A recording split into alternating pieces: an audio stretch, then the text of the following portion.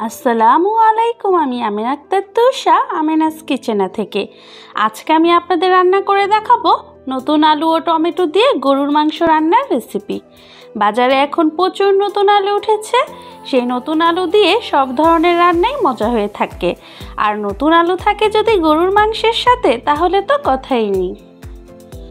আমি এখানে 1.5 কেজি পরিমাণ হাড় ও চর্বি সহ গরুর মাংস নিয়েছি। গরুর মাংসের ঝাল রান্নায় হাড় ও চর্বি সহ মাংস দিয়েই রান্নাটা বেশ মজা হয়ে থাকে।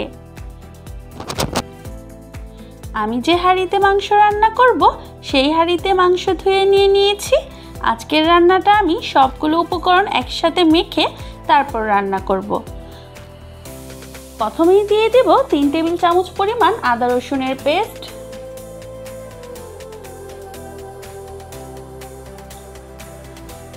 আর দিয়ে দিব কিছু গুঁড়ো মশলা। এখানে রয়েছে 1 টেবিল চামচ পরিমাণ লাল মরিচের গুঁড়ো, 1 টেবিল চামচ পরিমাণ জিরার গুঁড়ো, 1 টেবিল চামচ পরিমাণ ধনিয়ার গুঁড়ো, 1 চা চামচ পরিমাণ রয়েছে হলুদ এবং স্বাদমতো লবণ। 1/4 চা চামচ পরিমাণ দেব জয়ফল জয়ত্রীর গুঁড়ো। এর ফ্লেভার অনেক স্ট্রং থাকে, তাই অল্প পরিমাণে ব্যবহার করতে হবে, বেশি দেয়া যাবে না। 1/4 কাপ পরিমাণ দিয়ে দিব টক দই, 1/2 কাপ পরিমাণ দিয়ে দিব টমেটো, বড় সাইজের 2টি টমেটো কেটে দিলেই হবে। 1 কাপ পরিমাণ দেব পেঁয়াজ কুচি,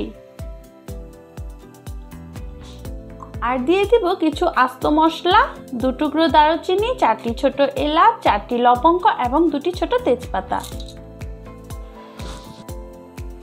1/2 কাপ পরিমাণ দিয়ে দিব খাবারের তেল। এখন সবগুলো উপকরণ একত্রে মিক্স করে নিব। এখন চুলার আঁচ অন করে ঢেকে রান্না করব, এক্সট্রা কোনো পানি দেওয়ার দরকার নেই। এখন ফুল হিটে ঢেকে রান্না করলেই মাংস থেকে অনেকটা পানি বের হয়ে আসবে। ফিরে এসেছি 15 মিনিট পর। মাংস থেকে অনেকটাই পানি বের হয়ে এসেছে। এখন ঢেকে মিডিয়াম আঁচে রান্না করব। এই পানিতে মাংস অনেকটা সেদ্ধ হয়ে যাবে।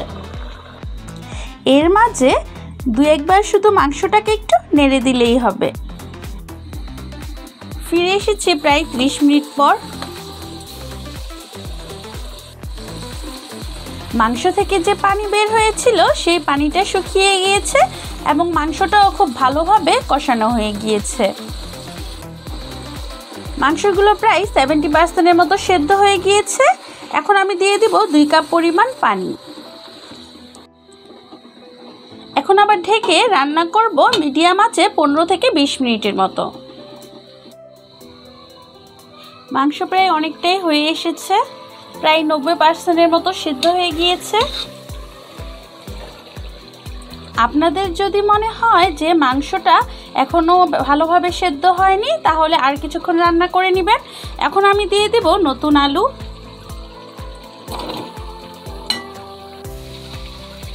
আলুটাকে ফুল হিটে মাংসের সাথে 5 মিনিটের মতো এভাবে কষিয়ে নিব।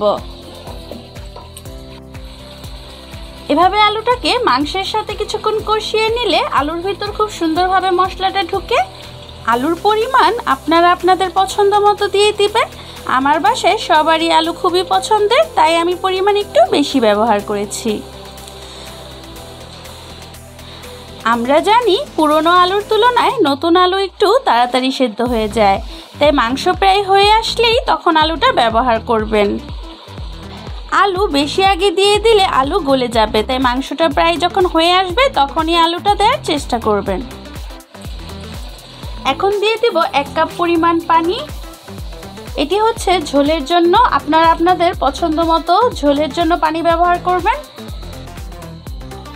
এখন ঢেকে রান্না করব আরও 10 মিনিট। এতে আলুটা পুরোপুরি সেদ্ধ হয়ে যাবে, মাংসটাও পুরোপুরি সেদ্ধ হয়ে যাবে। আলু চেক করে নেব আলুটা পুরোপুরি সেদ্ধ হয়েছে কিনা। আলু যদি সেদ্ধ না হয়ে থাকে তাহলে আর কিছুক্ষণ রান্না করে নেবেন। আলু এবং মাংস পুরোপুরি সেদ্ধ হয়ে আসলে দিয়ে দিব 5-6টি আস্ত কাঁচামরিচ। এতে ঝাল হবে না, জাস্ট কাঁচামরিচের একটি সুন্দর ফ্লেভার ছড়াবে। এখন চুলার আঁচ লোতে রেখে ঢেকে রান্না করব 5 মিনিট। এরপর আমি চুলা থেকে নামিয়ে নেব। ফিরে এসেছি 5 মিনিট পর। এরই মাঝে আমার রান্না শেষ হয়ে গেছে। দেখতে পাচ্ছেন উপরে তেল ভেসে উঠেছে। তৈরি হয়ে গেল নতুন আলু দিয়ে গরুর মাংসের ঝোল। রেসিপিটি খুবই সাধারণ, কিন্তু খেতে কিন্তু হয়ে থাকে অনেক অসাধারণ। রুটি, পরোটা, সাদা পোলাও কিংবা ভাত সব কিছুর সাথে জাস্ট জমে উঠবে। আশা করি আমার রেসিপিটি আপনাদের ভালো লেগেছে। ভালো লাগলে লাইক দিয়ে ও আমার চ্যানেলটিকে সাবস্ক্রাইব করে আমার সঙ্গেই থাকবেন। সবাই সুস্থ থাকবেন, ভালো থাকবেন। আসসালামু আলাইকুম, আল্লাহ হাফেজ।